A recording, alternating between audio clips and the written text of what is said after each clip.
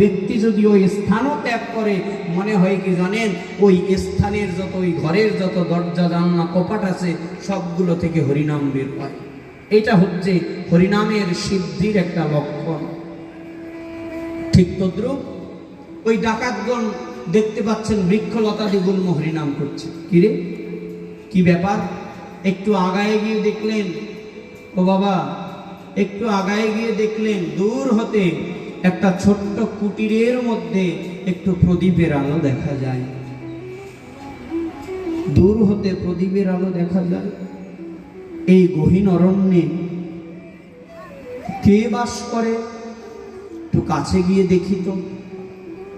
গিয়ে দেখছেন ছোট্ট একটা কুটিরের মধ্যে একটা প্রদীপের আলো জ্বালায়ে এই যে সামনে বসে আছে ওদের মতো এক নবীন যুবক ভক্ত বসে বসে হরিনাম করছেন।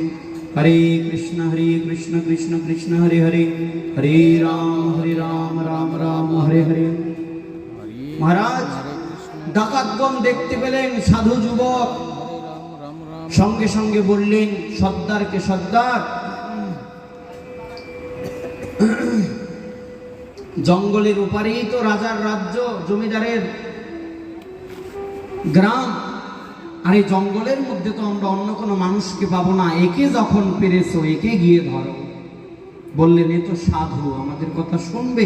আরে বললাম না, টাকা ছেড়ালে মানুষের অভাব হয় না, অর্থ দিয়ে দিবে, তাকে কি আমরা মাগনা নেবো নাকি?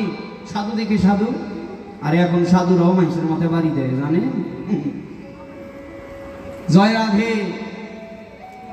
ওগুলা সাধু না, ওগুলা কদু।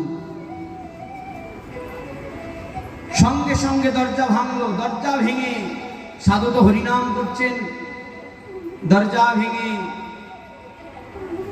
ভিতরে প্রবেশ করেছেন। ভিতরে প্রবেশ করে মাথায় বন্দুক ঠেকাইছেন, গলায় অস্ত্র ঠেকাইলেন। এ সাধু, চোখ খোলো। চোখ খুলে দেখলেন এ বড় বড় দাড়ি, এ বড় বড় চুল, বড় বড় নখ, সব অস্ত্র শস্ত্র নিয়ে গোল হয়ে দাঁড়ায় আছে। উপরের দিকে তাকাই বলে, ভগবান, ভজন তো এখনো শেষ হলো না, যমদূত এখনই এসে উপস্থিত। কোথায় যমদূত? আমরা ডাকাত, রঘু ডাকাতের দল, চিনিস না আমাদের? আমি সাধু মানুষ, আমি ডাকাত চিনব কি করে? আর সবচেয়ে বড় কথা হলো, ডাকাত আমার কাছে এসে কি? আমি সন্ন্যাসী, আমি ভিক্ষা করে খাই, আমার কাছে তো ধন সম্পদ নাই। বলে ঘরের মধ্যে ফ্রিজ থাকতো, টিভি থাকতো, টাকা পয়সা থাকতো, তাইলে বুঝতাম ডাকাতি হয়ে যেত।